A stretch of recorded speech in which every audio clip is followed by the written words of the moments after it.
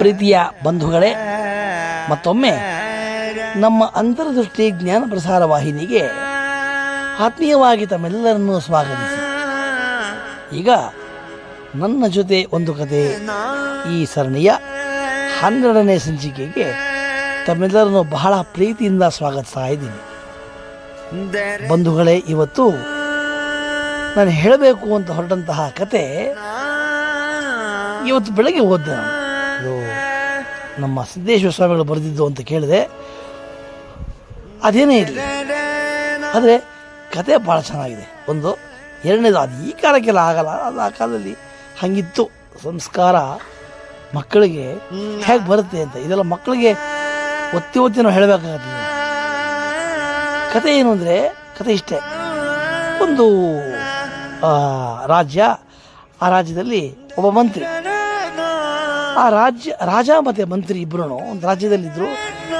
ಆ ಅವರ ರಾಜ್ಯದಲ್ಲಿ ಆಡಳಿತ ಭಾಳ ಚೆನ್ನಾಗಿತ್ತು. ಒಂದ್ಸರಿ ಅವ್ರಿಗೆ ಏನು ಅನಿಸ್ತೋ ಗೊತ್ತಿಲ್ಲ, ವಾಯು ವಿಹಾರಕ್ಕೆ ಹೋಗೋಣ ಅಂದ್ಬಿಟ್ಟು ರಾಜ ಮತ್ತು ಮಂತ್ರಿ ಇಬ್ಬರೇ ಎಲ್ಲರನ್ನು ಬಿಟ್ಟು ಹೋದರು. ಯಾವುದೋ ದೊಡ್ಡ ಕಾಡು ಸೇರ್ಕೊಂಡ್ಬಿಟ್ರು. ಅವ್ರು ಹೆಂಗೆ ಹೋದ್ರು ಏನೋ ಗೊತ್ತಾಗಿಲ್ಲ. ದೊಡ್ಡದ ಒಂದು ಒಳ್ಳೆ ಕಾಡು, ಆ ಕಾಡು ಹೋಗಿ ಸೇರ್ಕೊಂಡ್ಬಿಟ್ರು. ಪಾಪ ಯಾವುದೋ ಗಮನದಲ್ಲಿ ಅವ್ರಿಗೆ ಏನಾಯ್ತು, ಈ ದಾರಿ ತಪ್ಪು. ಏನು ಮಾಡೋದು, ದಿಕ್ಕೆ ತೋರಿಸಿಲ್ಲ ಅವ್ರಿಗೆ. ಹೋಗ್ತಾ ಇದ್ರು, ಅದು ಯಾವುದೋ ಒಂದು ಗುಡಿಸಲು ಕಾಣಿಸ್ತು ಅವ್ರಿಗೆ. ಗುಡಿಸ್ತು. ಆ ಗುಡಿಸಲು ಕಾಣಿಸಿದ್ರೆ ಅಲ್ಲಿ ಒಬ್ಬ ಹುಡುಗ,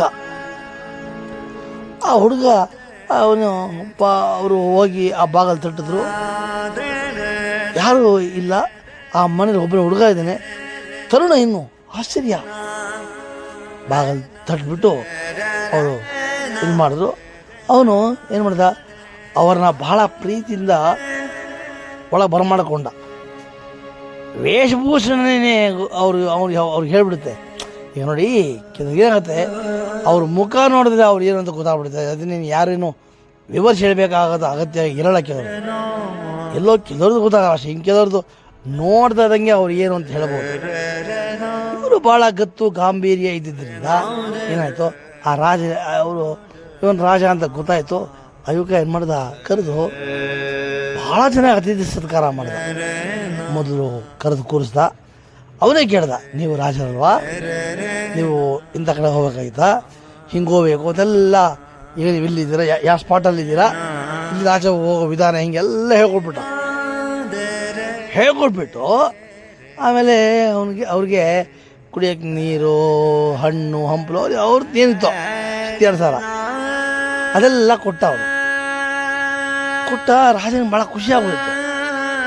ಆಗ ರಾಜ ಏನು ಮಾಡಿದ್ರು, ಅದು ಆ ಕಾಲದ ರಾಜನ ಅಭ್ಯಾಸ. ಅದು ಯಾರಾದರೂ ಅವ್ರಿಗೆ ಇಷ್ಟ ಆಗುವಂಥ ಕೆಲಸ ಮಾಡಿದ್ರೆ ಅವರಲ್ಲಿ ಏನಿತ್ತೋ ಅದಕ್ಕೆ ಬಹುಮಾನ ಕೊಟ್ಬಿಡ್ತಿದ್ರು.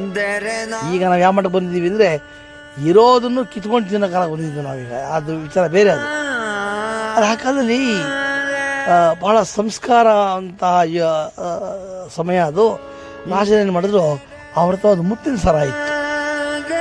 ಅದನ್ನೆತ್ತಿ ಆ ಹುಡುಗನಿಗೆ ಹೇಳಿದ್ರು, ನೋಡಪ್ಪ, ಇದು ಬಹುಮಾನ, ಇದು ನನ್ನ ಕಡೆ ನೀನು ಸ್ವೀಕಾರ ಮಾಡಬೇಕು ಅಂತ ಹೇಳಿದ್ರು.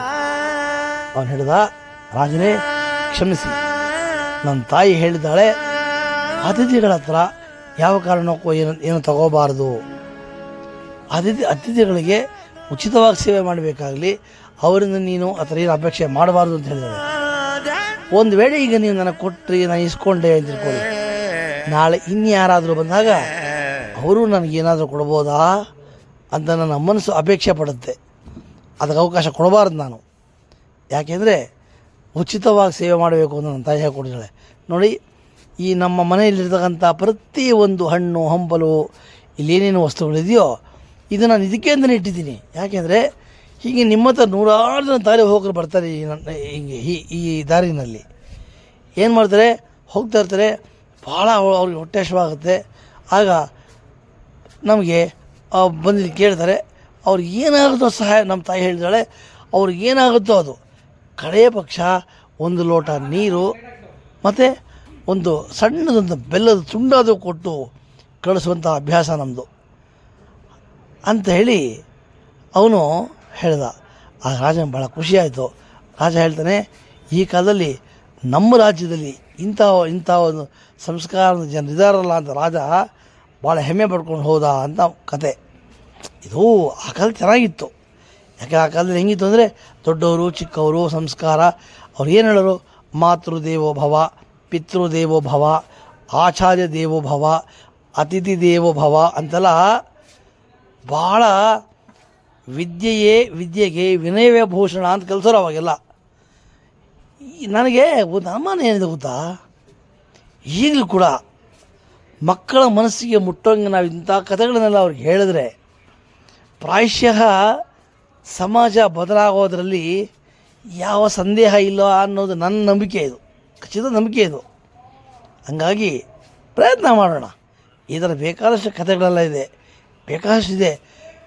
ನಾವು ಒಂದು 100 ದಿನಕ್ಕೆ ಕತೆ ಹೇಳಿದ್ರೆ ಅದನ್ನು ಬರೀ ಕತೆ ಒಂದೇ ಅಂತಲ್ಲ, ಕತೆ ಆಯಿತು, ಪದ್ಯಗಳಾಯಿತು, ಹಾಡುಗಳಾಯಿತು, ಏನೋ ಒಂದು ಮಗುವಿಗೆ ಸಂಸ್ಕಾರವನ್ನು ಕಲಿಸಲಿಕ್ಕೆ ಏನೇನು ಮಾರ್ಗಗಳಿದೆಯೋ ಅವೆಲ್ಲ ಅನುಸಾರ ಮಾಡಿ ನೋಡ್ತಾ ಇದ್ದರೆ ಯಾವುದೋ ಒಂದು ರೀತಿಯಲ್ಲಿ 10 ಜನದಲ್ಲಿ ಒಬ್ಬರು ತೊಗೊಳ್ಳಿಬಿಡಿ, ಬೇಕಾದಷ್ಟು ಆಯ್ತು ನಮಗೆ. ಹಾಗಾಗಿ ಇನ್ನೂ ಜಗತ್ತು ಕೆಟ್ಟಿಲ್ಲ. ಅದಕ್ಕೆ DVG ಭಾಳ ಚೆನ್ನಾಗಿ ಬರೀತಾರೆ. ಅದು ಓದಬೇಕು, ನಾವು ಅಕ್ಕಕ್ಕೆ ಓದಬೇಕು. ಅವ್ರು ಹೇಳ್ತಾರೆ, ಬರದಿರುವುದರ ಎಣಿಕೆಯಲ್ಲಿ ಬಂದಿಹುದ ಮರೆಯದಿರು. ಇದೆ, ಇಲ್ಲ ಅಂತಲ್ಲ. ಬರದಿರುವುದರ ಎಣಿಕೆಯಲ್ಲಿ ಬಂದಿಹುದ ಮರೆಯದಿರು, ಗುರುತಿಸು ಒಳಿತನು ಕೇಡುಗಳ ಮಧ್ಯೆ. ಇದೇಪ್ಪ, ಕೆಡದಿಲ್ಲ ಅಂತ ನಾವು ಹೇಳ್ತಾ ಇಲ್ಲ. ಒಂದು ಸಮೀಕ್ಷೆ ಹೇಳುತ್ತೆ, ಜಗತ್ತಲ್ಲಿ 85% ಒಳ್ಳೆಯದಿದೆಯಂತೆ, 15% ಕೆಟ್ಟದಿರೋದು. ಆದರೆ ಆ 15% ಇದೆ ನೋಡಿ, ಅದೇನು ಮಾಡ್ತದೆ, 85%ಗಿಂತ ಜಾಸ್ತಿ ಅದು ಸದ್ದು ಮಾಡ್ತಾ ಇದೆ ಅನ್ನೋದು ಸಮೀಕ್ಷೆ ಹೇಳುತ್ತೆ. ಹಾಗಾಗಿ ಅವ್ರು ಬರೀತಾರೆ, ಹೌದು ಹಂಗೆ ಇರೋದು.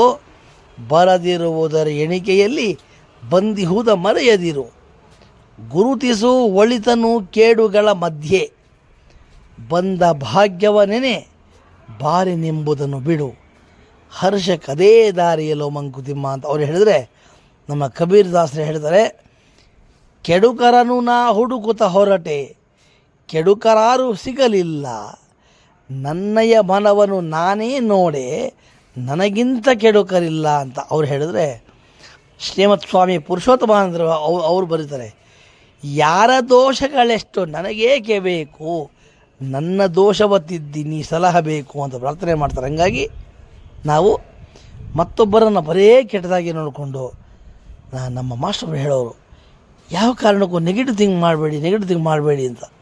ಆ ನೆಗೆಟಿವ್ನೇ ನಮ್ಮನ್ನು ಹಾಳು ಮಾಡುತ್ತೆ.